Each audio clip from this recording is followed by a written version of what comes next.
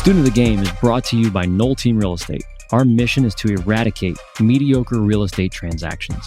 On your largest financial purchase, you shouldn't have to deal with average. We do this by helping you save time, reduce your stress, and helping you keep as much money in your pocket as we can. You can help us out by introducing us to your friends or family who want to make confident real estate decisions, whether buying, selling, building, or investing. At Noll Team Real Estate, we are connected to a group of realtors who sell 1 in every 8 homes in North America. If you know someone moving out of your area, there's a great chance we can connect them to somebody we know, like, and trust. Remember, relationships win.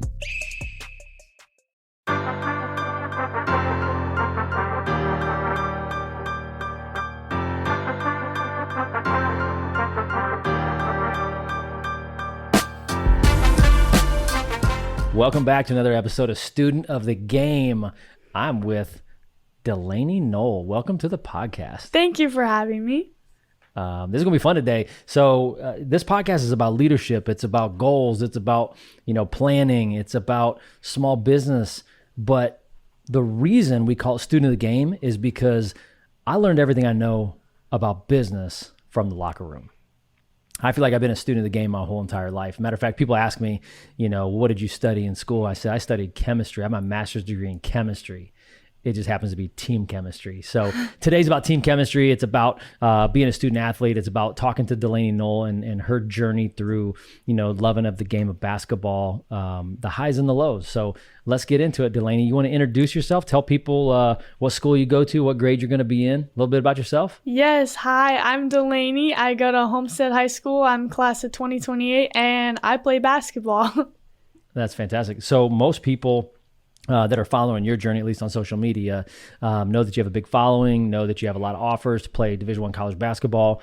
But we're gonna kind of give the audience what they want. They want a little bit more of who is Delaney Noll. Yes. It's not just about the offers, is it? No, it is not. It's a lot more than basketball. On this podcast, we talk a lot about relationships, and in the game of life, relationships win. Delaney, you've heard me say that probably way too much. You probably get sick of me saying that, but when I say relationships win, or when you hear our family or our business say relationships win, what does that mean to you? Yeah, I mean, relationships have a huge part in my life. So when I hear the phrase relationships win, I really do believe it. And it just shows how we are all here for the same thing. Yeah. So we all have goals, we all have dreams. I get up every single day. I help people, buy and sell homes, and I try to help people become confident homeowners. We talk a lot about business, but we also just talk a lot about, what's fundamental, So what does mastering the fundamentals mean to you? What's fundamental in your life? Yeah, something fundamental in my life is definitely my core values. I mean, I have family values, and then I have my own values that I built on top of those family values. And my family values are love God, family first, work hard, tell the truth, and serve others. And those apply to all 5 of us in our family, even our dog. And I also have my own values, and it's believe, basketball, and bloodlines. So believe is I have a very strong faith, and I love learning more about God every single day. And then basketball, the obvious one, the thing I love to do the most. And then bloodlines, I love my family more than anything. And all these 3 things are just my whole life. Believe, basketball, and bloodlines. That's pretty cool values that you have. That seems like a guiding principle for you to make your decisions. One of the things we did very early on, and I think this is good for any business owner listening or anybody who's leading a family. We're all leaders of some kind, and whoever you're leading, it's important to lead from a standpoint of values. We hire and fire based on values. We teach and retrain based off of values. My mentor said, when your values are clear, your decisions become easy.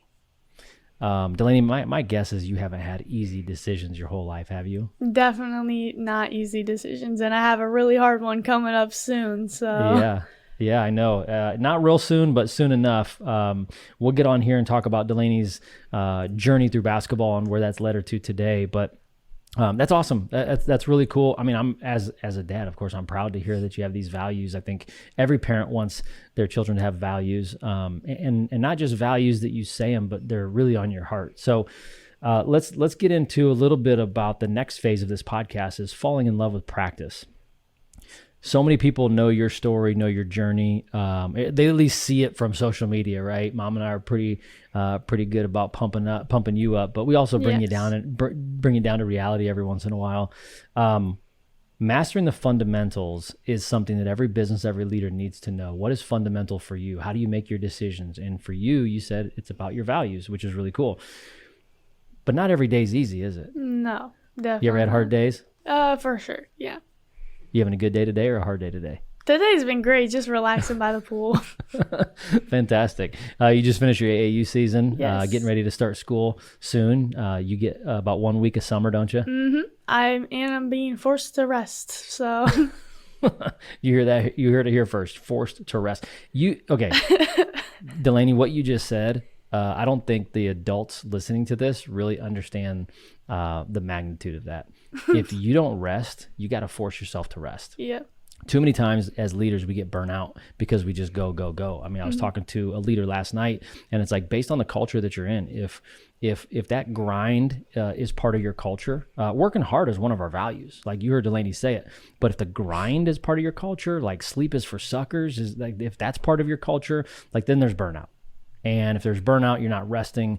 So let's talk about a little bit about falling in love with practice. So tell me, Delaney, do you love to practice? I absolutely love to practice. Yes. I think you're a professional practicer.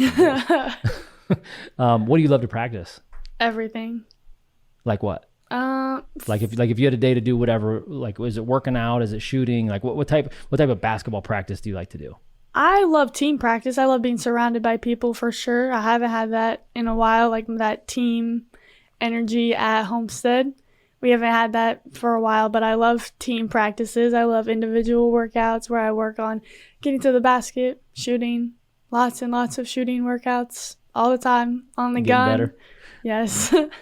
Well, Yes. we are recording this in July. It's going to go live in August. And when Delaney said it's been a while for her team, it's been maybe 30 days. Like June, you had Homestead basketball. Yeah. And so 30 days not being with your girls is a really long time. I totally understand that. But falling in love with practice. Has every day been easy? No.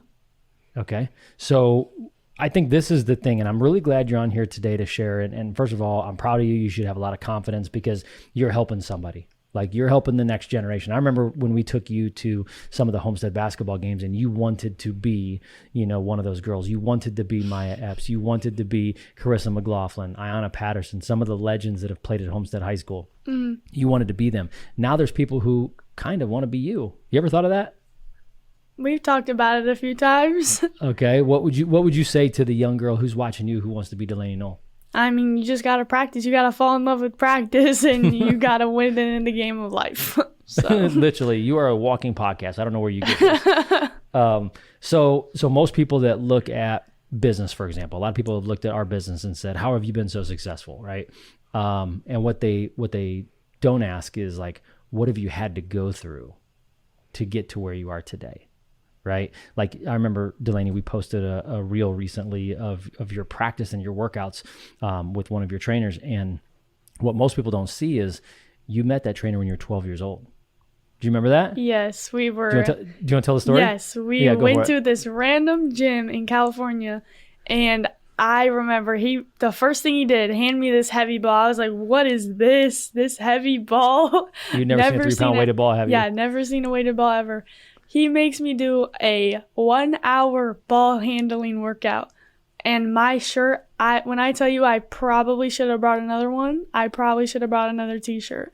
But then he texted again and I came back the next day and worked the same amount. So what you may not have seen in that, and I know he'll probably listen to this episode and he'll probably get a chuckle out of this, but I guarantee he's like, this family from Indiana, this guy thinks his daughter is the greatest in the world. She's 12 years old. I don't train 12-year-olds. I train pros. I train college athletes. And this 12-year-old girl, I knew he was thinking this. So if you're listening right now, I know what you were thinking. I'm gonna rip this dude off, man. I'm gonna charge him so much he won't want to come back tomorrow. What do we do? We came back tomorrow. We came back, and I'm like, you ain't getting rid of this girl. Like, I'm telling you, she's different. She's built different. So you went back for a second date, didn't you? Yes, we did. 4 years later, you guys have a pretty good relationship, don't you? Yep. Text me all the time. I text him all the time. Yep. You are somebody, Delaney, who you give energy. I've never seen anybody that gives the energy you do to other people. I think it's actually one of your gifts outside of basketball. I think basketball is your platform. I know you've said that before. It's not your identity, and we'll cover that today. But let's talk about, in business especially, people see the end result. They see the sale. They see the win. In sports, they see the win. A lot of times when somebody wins a championship, good reporters always ask the next question. They're like, tell me more. Like, what was it like going through the struggle? So I know it hasn't been easy to get to where you're at today. Maybe you want to share a little bit about some of the challenges you've had? Okay. So when I was in 6th grade or Probably, 7th grade? I don't know. 6th or 7th grade, I was at where were we? I don't remember. Doesn't matter. We were in Fort Wayne. There was an AAU club that had tryouts, and we missed it. Yeah. You were our first child to play basketball past middle school. Your older sister is a college golfer, and she started playing golf, had some foot surgery, so she never really played AAU. She played travel basketball, but never played AAU. So you were our first child to play AAU basketball. We didn't know when signups were. We didn't know when tryouts were. What happened? All your friends did what? Yes. All my friends, they made the elite team. Okay. And elite means the best team. Yes, that would be what elite means. And they were on that team, and I was on the F team. Not even the B team. Not even the C team. There was at least 15 girls on that team. I'm telling you, we practiced at interesting gym with bugs crawling through the walls. Yeah, interesting places. Yep. You were on that team that probably a lot of girls, they were just starting basketball for the first time. Yeah. And for those that don't know, the Homestead class of 2028 is loaded. And you guys have had an amazing travel season up to this point. You guys have played together. Y'all are best friends. Like we always say, like, if show me your friends and I'll tell you who you are. Right? Show me your friends and I'll tell you who you are. If your friends are healthy, you have a good chance of being healthy. If your friends understand finances and take good care of their finances, you're probably going to do well financially. If all of your friends love basketball, you're probably going to play more basketball than your friends. And so you have a good group of friends. Those girls in the 2028 class, you're loaded. It's going to be exciting the next couple of years. And you traveled and you won a bunch of games, and now all of a sudden they're all on the elite team. And what team are you on? The F team. FGHIJK team. The Z team on the backcourt. How'd that make you feel? That just like lit a fire in me. I was like, no way this is happening. I'm on a team with 15 girls and all of them are complaining. So I remember, do you remember like you having like 10 turnovers a game? Yeah. It's like these girls can't catch the ball, man. They could not catch the ball. Delaney's throwing these dots and they can't catch the ball. The only one that was catching it was Leah Worth. Worth was. Yep. So after that made you feel bad. Mm-hmm. That lit a fire. That lit that fire. Do you think that was good for you? That was great for me. Good learning experience. Why is that? Just because. Why is that fire good for you? Like, you think you're talking to some kid right now who's listening. I guarantee you're talking to an adult. There's a lot of adults that are struggling, that have some adversity, but what you're about to tell them, I think, is gold. So why was that adversity good for you, you think? Yeah, I mean, it just showed that I had something to prove, I guess, and it made me work just so much harder just because I went from thinking I was good and wanting to be on that elite team to being like one of the hardest workers that I think one of the hardest workers. So I think it just like flipped a switch, really. Yeah. Anything else happened to you that was adversity, as you're growing up and, you're going through your own basketball journey? It's a game you've fallen in love with, and now all of a sudden you get put on a team that's not very good. Anything else happen? There is one other instance when I was in middle school and we were playing on my Woodside team, actually. So we were in this gym. I had hit like maybe 6 threes, and we're playing this team that's horrible. We're beating them by like 50, and I'm just like, I'm about to go for a record. I'm about to go for a record. And I hear from the top of the bleachers. I'm going to pause for a second because I want you to say what you're about to say, but the audience needs to hear this. I'll never forget this. I think you had 28 points at halftime. You had not missed a shot yet. So it's not like it's not like you were just chucking these up. It's like you hadn't missed a shot all half, had 28 points, and then what happened? So then I hear like a little birdie in the top of the bleachers. The gym is dead silent. Pass the ball! And I'm like, okay. So how'd that make you feel? That made me feel like very discouraged after I was playing pretty well that game, and then from then on it was just like, okay, pass first. Did that take you a while to get over that? Yes. To this day I even think about it sometimes, but it doesn't nearly affect me as much as it did then. Yeah. But like we talk about, all adversity, can help you if you understand that you're not the victim, right? Mm-hmm. I mean, you're not the victim. That's not your responsibility that some adult feels a certain way about you. And you used that for motivation again, didn't you? Mm-hmm. All adversity can help you if you have the right mindset. And I think, whether you're detailing cars, whether you're in real estate, whether you do mortgages, whatever your profession is, we all face adversity. I've faced adversity just in the last 60 days. I've faced adversity probably today sometime. And if I believe that adversity is out to get me, now I become a victim. And I think in all of our journeys, as we're all trying to be the hero in our own stories, there's going to be adversities. There's going to be setbacks. And Delaney, you're describing some of those.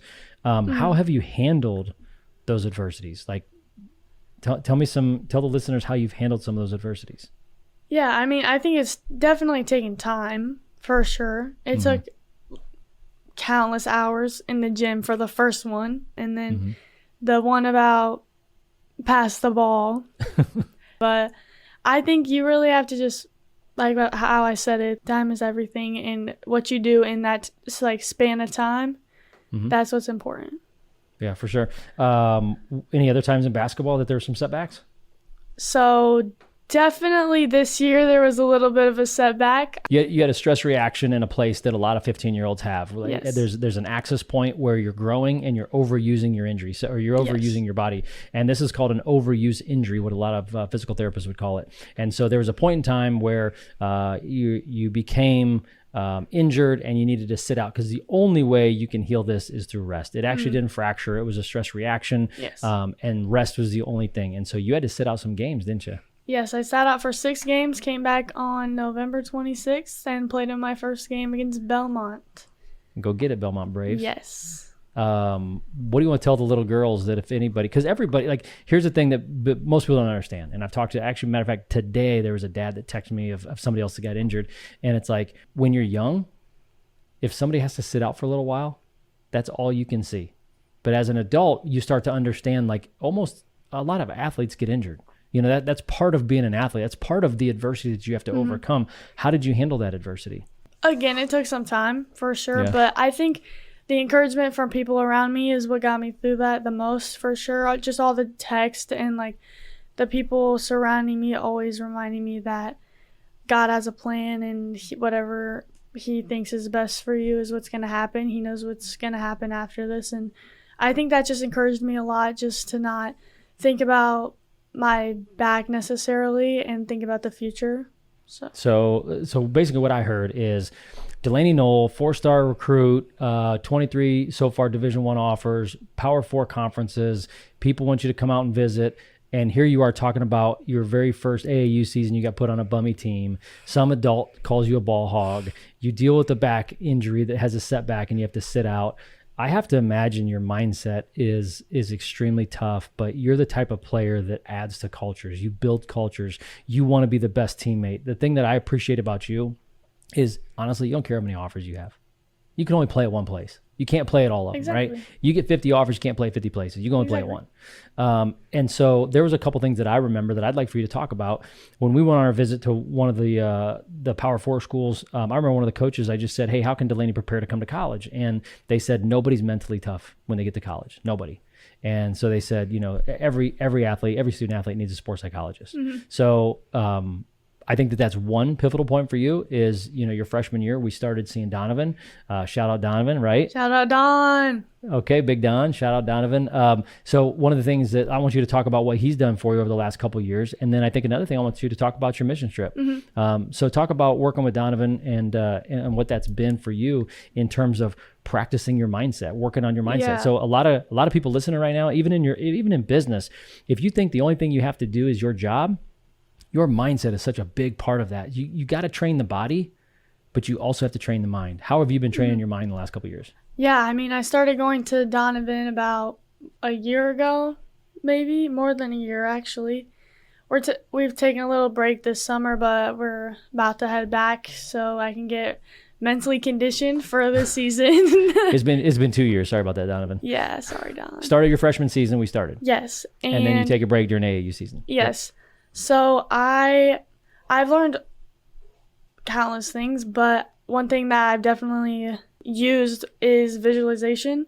So when we talk about something that I need to be working on, I'll visualize myself doing it in a game. Just take a few minutes, close your eyes, and just think about what it smells like, what it would feel like, what it would look like, all those things. And then also I struggle paying attention in class. So he gave me a few tricks to use while I'm in class. He said, whenever you have a random thought pop into your head, you write it down on paper. You have a separate paper of notes for the class, and you have a separate paper of random thoughts. So you can write them down so you don't keep thinking about them. You put them out. Yeah, so, I love it. Yeah. I think for you leaders, one of the things that I think that's very similar, Delaney, to what you're saying, not just the random thoughts, but one of the things that's been most powerful for me is journaling. I can look back and I save my journals. I have them on my iPad. And so I write down almost every single morning. I write down kind of my thoughts. What do I want? My prayers, my blessings. I write down, some of my goals. And so one of the things that we believe is where there's no vision, people perish. And you've got to have your own vision. You've got to have a vision for what you want in your life. You have to have a vision for the people around you. If you're a leader right now, which most people listening to this are in some capacity, you have to understand what's your vision for the people around you. A lot of times when you're a leader, they're waiting for you to make that call. Where am I supposed to go? What do you need from me? Delaney, what else has Donovan helped you with? You have a gift that not most people know about. Yeah, you like to do what in your spare time? One thing that you're a lead, by the way. You need to put this out on social media. Just go ahead, give the people what they want. Okay, maybe the first or second session we talked about you can't just play basketball like that. If you just play basketball 24/7 and that's all you do, you play basketball, go to school, play basketball, eat some food in between, and then you sleep. That's all you do. That's not good for you at all. It's going to cause burnout and things that you don't need. But he suggested painting to me. So I tried painting and I was not good at it at all. So I switched to something that was I thought it was a little bit easier. Some people think it's harder than painting, but I chose drawing. And now... What do you like to draw? I like to draw all types of animals. Doesn't really matter what kind of animal. What's your favorite drawing you have? Oh, I actually have one that's a lion, and then it's a cross in between, and then it's Jesus' face. And then there's the 3 crosses, and then there's a sky. It's pretty cool. You draw, what are some other ones you draw? You draw a giraffe? Giraffe, monkey, lion, Stitch, otters. Oh. I love drawing otters. Easy now. Okay. All right, Animal Kingdom. Yes. So you've been drawing, and I think LeBron came up with this more than an athlete, right? LeBron is trying to, no matter how you feel about Cleveland LeBron, Miami LeBron, Cleveland LeBron, LA LeBron, or Philly LeBron, no matter what you think about LeBron, one of the things he's done really well for the game and also for future athletes is to understand that your identity is bigger than your sport. And I think that's what you're talking about, what Donovan did. And I think something else that you really did is last summer you took a mission trip. Talk about that a little bit. Yes, I went on a mission trip to the Dominican Republic. I went with my sister, and we went with our church group. Before we left, I would not say I did the best at preparing for it. I had no idea what we were doing. I missed a bunch of meetings because I had AAU tournaments on the weekend when we would meet. I barely read the book that we were supposed to read. We had to memorize verses that I didn't do. But I did by the time we actually Sure. were leaving. I memorized all the verses. So You got all your work done. I got all my work done before we left, but it was a struggle. I had to send out these notes to get money. That was a struggle. But I did everything, but I didn't really know how much I would need it and how much I would use from it. And so we were on the mission trip. We did so many amazing things. We installed water filters. We prayed with families. We had interpreters that would talk to them and talk to us and say what each other were saying. We painted a church. We handed out medicine. We did blood tests. We did many amazing things. You cared about the people at DR, and you feel like your life was changed when you came home. Yes. Okay. I have to know something. You're such a kind person. You have joy in your heart. Your middle name's Joy, Delaney Joy. Yes. You have joy in your heart. You're a kind person. You're the best teammate ever. Like, you're the best friend anybody's ever had. Like, you're just like a cool person. But when I see you on the basketball court, I feel like you want to rip someone's head off. Like, you're a dog. Like, you go for a rebound, and these girls that are bigger than you will throw them on the floor. I try. You try to be kind, but they just won't give you the ball, so you take it from them? Yeah. Okay, you're a rebounding guard. That's fine. Yeah. Big, tough rebounding guard. Okay. Well, what else? Anything else? Okay. Actually, I have a question for you. Oh, hold on. We're not done with this. I got more questions for you, buddy. Okay. Okay. You got a question? Wait, you have questions for me? This is my podcast. But I came prepared. You said to prepare, so I did. What do we say about preparation in our family? Preparation creates separation. Don't It's sleep. separation season. Don't sleep. Preparation creates separation. All right, I guess you were prepared. All right, Delaney, I got a couple questions for you that the listeners might want to know. Matter of fact, there's probably some girl out there who's watching you play that wants to know how you think also. When people watch you play, what do you hope that they notice that doesn't show up in the box score? I definitely, as a player that likes to be nice to her teammates, maybe not to the other team, Right. but to my teammates, I really hope they see how encouraging I am and how many high fives I give, how much of a leader I am.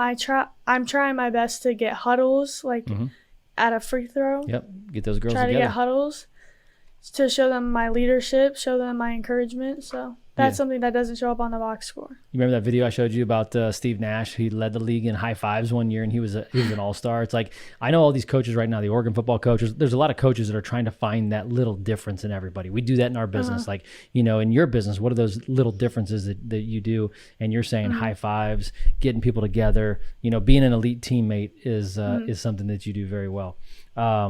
Every coach that has been recruiting you has talked about culture, right?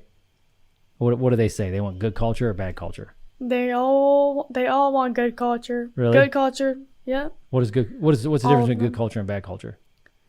I think good culture is measured by how much your team actually spends outside of doing things just basketball related.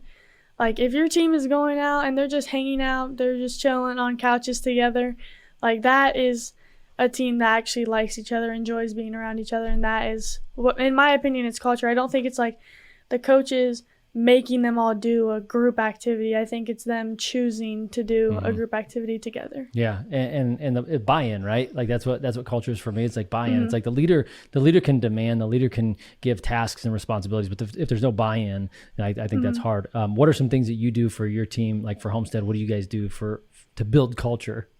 Yeah, I mean, this year, especially like this summer, we had pool parties. We did 7 brew runs. We went to Kings Island together.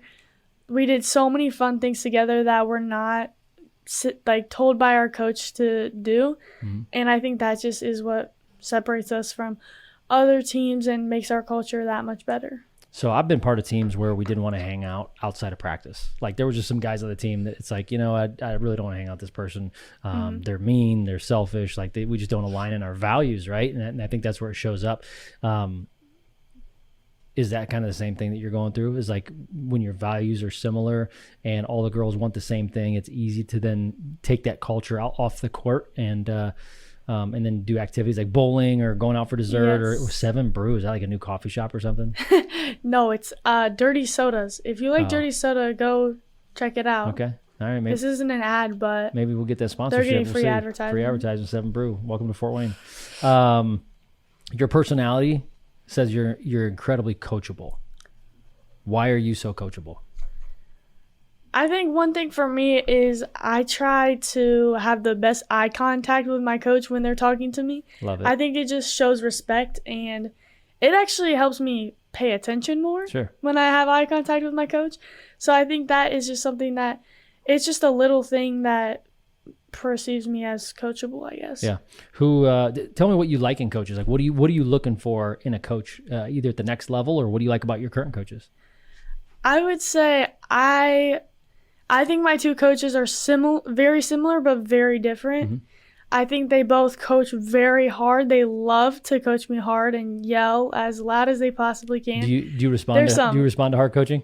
Yes, I do very well. You like hard coaching? And yes, I have a few things that Coach Parker has said that are pretty funny. Let's talk about these, because you come home and like you are in stitches. What are some things that you've heard that he calls you? All right, one, we got you looked like a sloth on steroids running down the court. Okay. We got your new nickname is going to be 2-ply because you're soft like toilet paper. Okay. We got during Christmas he was like, go home and whisper to your elf that you want the gift of sprinting. Okay. We got my orthopedic grandma could have gone through that screen. And yeah, does that make you feel bad? It does in the moment, but at the end of the day, he's just trying to make me better. So yeah, I think as an adult, one of the things that I would say, in a work setting is one of our core values at our company is earn everything, and you have to earn the right to be hard on somebody, right? And I think this is what I'm hearing you say. You have to earn the right to be hard on somebody. If I want to yell at somebody, if I want to get after them, if I want to push them past their comfort zone, I have to earn the right to do that. So I have to ask about their family. I have to ask about their hobbies. I have to ask about them as a person outside of work. And I think what I'm hearing you say, whether it's Coach Parker, whether it's Coach Danny with Indy One, shout out Danny. What do you like about Danny? What does Danny do well? Yes, I feel like he knows so much information. He just is always like saying these facts that I would have never thought were even relevant, but they are. He ties everything in. He loves to yell as well. But he loves coaching hard, and he does it in the right way, if that makes sense. Yeah. His timing's right. Like when he's yelling at you, you need to be yelled at. Yes. He's just not yelling to waste his breath, is he? Exactly. And then he also can have fun too. Like Coach Parker, he also has fun. So that's what I love. They can be really hard on me because they want me to be a better player, and then they can also have this little funny side to them too, and it's just like so much fun to be a part of. Delaney, let's say the younger generation is getting coached hard and they don't like it, whether they're a high schooler or college kid, they're in AAU and Danny's yelling at them or Parker's yelling at them. What advice would you have for young girls that are getting coached hard that are maybe a little uncomfortable? Yeah, I think it really depends on their goals and how high up they want to go, how far they want to go. I mean, it really just depends on who the player is. So yeah. What do we say? You have to be comfortable being uncomfortable. Yes. Right. A coach's job is to pull the best out of you. You have really big goals. That's one of the reasons why you're so comfortable when people are coaching you hard. When coaches are hard on you, it's making you better. If somebody has lower goals, it might make them uncomfortable because they don't want to be yelled at, right? Yes. In the workplace, I think you need to have people that speak truth into you. I mean, you don't need yelling at somebody at the workplace. That's a little reckless. But you need to have somebody that I think will speak truth to you based on the goals. If you want a promotion, you have to be willing to be pushed. If you want to make more money, you have to be willing to be uncomfortable. And it's no different, playing in youth sports. Delaney, a lot of people don't think about this, right? In your shoes, a lot of people think about I'm getting recruited. I'm getting heavily recruited. There's a lot of schools that are calling me. Matter of fact, we were just jumping on the podcast, and before we hit record, a coach was on the phone talking to you and you're like, I'm sorry, I'm jumping on a podcast, I'll call you back. Right? Yes. But let's think about it from a coach's perspective. The coaches have 15 girls just like you, right? And so I want you to give advice to the younger girl who's going to be recruited someday. Imagine you were a coach with like one scholarship left, why would somebody want to recruit Delaney Noll? Yeah, I think something that separates me is just I work hard every play. Like, I try my very best to not take any plays off. I mean, I just work the hardest out of everybody, and I think also adding to that, it's also like the teammate that I am. I pick up my teammates. I don't let them stay down. Like if they're missing shots and they're in their head, I'm like, come on, you gotta be here with me. Like it's gonna be okay. And I just try to lift them up as much as I can. So I think being a teammate and a hard worker is something that separates me for sure. Yeah. I'll add to that a little bit. I think you're infectious. I think your personality is infectious. I think older girls really respect you because of how hard you work, right? And younger girls respect you because they want to be like you. They want those results. They see how hard you work. They see you in the gym. And I think you have an infectious personality. You're somebody who adds to culture versus taking it away. So when your college career is over, when your high school career is over, when your WNBA career is over, what do you hope people remember about you? I definitely hope they remember that I didn't just play basketball. Like, I want them to know that about the person that I am and how my story is, everybody's story is different, but my story for sure, I am nowhere without God, and God helped me through basketball. So I just want everyone to know that. Yeah. And I think we talk about all the time, like basketball is your vehicle, right? Basketball is your platform. We were told growing up that there's more to life than basketball, but through basketball, you can learn many important lessons about life. Yes. And you're a prime example of that. Yes. Delaney, you just answered what winning at the game of life is. We talked about mastering the fundamentals. Your fundamentals are your core values.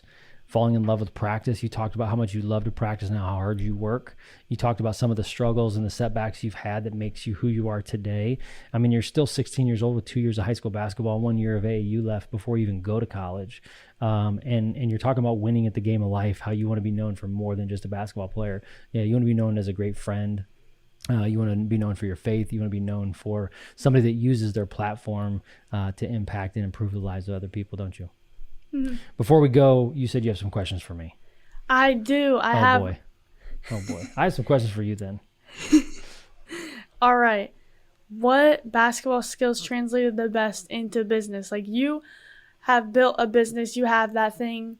You have 3-point realty, like 3-pointers. Yeah. Everything about our business has a basketball. Yeah. I'll tell you this. I'll tell you. I think leadership. Is a big one. My story is I had a very successful individual career. You've heard me say this. Scored 51 points in a game in high school. Was almost our all-time leading scorer by only 23 points away. I was third all-time in the state of Michigan for made 3-point baskets. I had a good individual career. Scored 1,000 points in college. Went Division I. Had a great career. Just didn't win as a team. And so I had a burning desire to win as a team. And so I think what translated is leadership and how I've improved my leadership. The leader I used to be, I can see very similarly to you. The leader I used to be is I just would tell myself, I'm just going to lead based on my actions. I'm just going to work really hard and expect people to follow me. And I think what I've learned is I have to do that, but I also have to use my words. I have to communicate. And so I think that leadership and communication and being extremely passionate about a winning team and a winning culture is something that basketball gave me. Yeah. My turn. No. I got one more. I got one more. Okay. When you were growing up, who would you say was your biggest mentor, figure that you looked up to the most? That's a tough question. I think there's a couple different ways. Obviously, my parents were huge. My mom always taught me to live a principle-centered life. And I think that goes far beyond basketball. My dad was extremely great with relationships and building relationships with people, and obviously taught me the game of basketball. So when it comes to my parents, I think they taught me a lot. My brother and sister. My brother came over from England. He left his family behind. He left his home country behind, and he came over from England, and that was really inspirational for me. My sister, she's an amazing basketball player, has her jersey retired and scored 2,000 points in college and was the best player in high school in our area. So my whole family inspired me. The person that wasn't a member of my family was probably my youth leader, Brian Filson. Shout out Brian Filson. He's somebody that wasn't mom and dad. He wasn't my brother and sister. He wasn't aunt or uncle. He was somebody that volunteered his time and helped me become the man that I am today. And I really respect him. So that's a great question, Delaney. Yeah. And can we just tell the audience real quick, what is Grandma Bierman, if you're listening to this, what is a mom number one? Oh, stop. Can you please explain this to us? Okay, mom number one. I'll explain it real quick. So mom number one was my mom always liked when I got into the passing lane and stole the ball. Well, what she didn't realize was I didn't play a whole lot of defense and I wasn't that quick. So you steal the ball a lot more than I do. That's a mom number one, is when you jump in the passing lane and steal the ball. Thank you, Delaney. Yes. Shout out Grandma Bierman. Shout out. Delaney, it's game day and you got a playlist. Who you listening to? Whoo! It changes a lot, I will say. But from 6th grade to probably freshman year, I had 3 songs I listened to before every single game. Lose Yourself by Eminem, White Iverson, and Grateful. So Post Malone and DJ Khaled. Yes. Like we like to say in our house, gangster and gospel. Those Yes. that's our music palette. Yes. And now a little Rod Wave. Now a little Rod Wave. A lot of Rod Wave. A lot of Rod Wave, yeah. Okay. All right. Yeah. Delaney, we've had a good conversation. Maybe we'll have you back on the episode. Maybe we'll have you back on the podcast. But a student of the game is all about paying attention to other people, paying attention to your surroundings. What lessons can you learn? If you're a small business owner, if you're a leader out there, what can you learn from a 16-year-old girl right here who's sharing her story about basketball? Like, what can you learn from it? I know I'm learning every single day from you, Delaney. On this podcast, we talk about relationships win. And in the game of life, relationships win. If you believe relationships win, you also believe relationships lose. And some relationships lose because of the effort that we need to put into them. So, Delaney, as we close up and we say relationships win, these kids these days say, give this man or woman her flowers, give this girl her flowers, which is just appreciation and accolades. Yes. You have a couple people you want to give some flowers out to today? Yes, I do. I have 2 in particular, and then I have 2 more. I have 4 flowers to give out. All right. We have Brad Noll, the one and only, because he runs a podcast, he runs a business, he does so many things behind the scenes that not a lot of people recognize, and I just want to give you the flowers, and thank you for having me today. Received. Thank you. And I want to give them to my mom because I know she's going to listen to this Shout a few times. The GOAT. Yes, and she does everything for our family. She also runs a business. So she does many, many, many things and doesn't get a lot of respect towards her. So definitely give her. Big flowers for mom, where you get your good looks from, your size, your height, your athletic ability, all your good qualities you got from your mom. Yes. Okay. You got a couple more flowers? Yes, and then 2 more for my siblings, Trey and Bree. Don't know if they'll listen to this, but definitely for them because they are like my best friends. I'm always with them. Right now I've been with Trey a lot, and he is something else. If he tries something new that he didn't want to, he'll love it. We've learned that. Mm-hmm. That boy's a clown. We've known that for a while. And then Bria is over serving in Zimbabwe right now, but when this is out, she won't be. But she's just out there changing our world, and she deserves some flowers. So big golfer, hitting bombs and changing our world at the same time. Yes. That's awesome. Well, hopefully you've enjoyed something today. This wasn't about just having my daughter on a podcast. It was about how to be a great teammate, how to build culture. These are all lessons that all of us need a little more of. Delaney, thank you for being a guest today. Hope you come back. Yes. And good luck with your journey. Good luck being recruited. Great to have you, and good luck with Homestead this year. Thank you for having me. All right. Well, that's a wrap, everybody. If you enjoyed this episode, screenshot it, share it with a friend, maybe share it with your kids. Share it with your kids and let them know, like, hey, mom and dad, we're not perfect. We're just trying to do the best we can. If you're a leader right now, just listen to this, understand that, you are a leader, whether you're a parent, whether you're a coach, whether you're a business owner, all of us lead somebody. And it's really important to just remember to be a student of the game. That's a wrap. Thanks, everybody.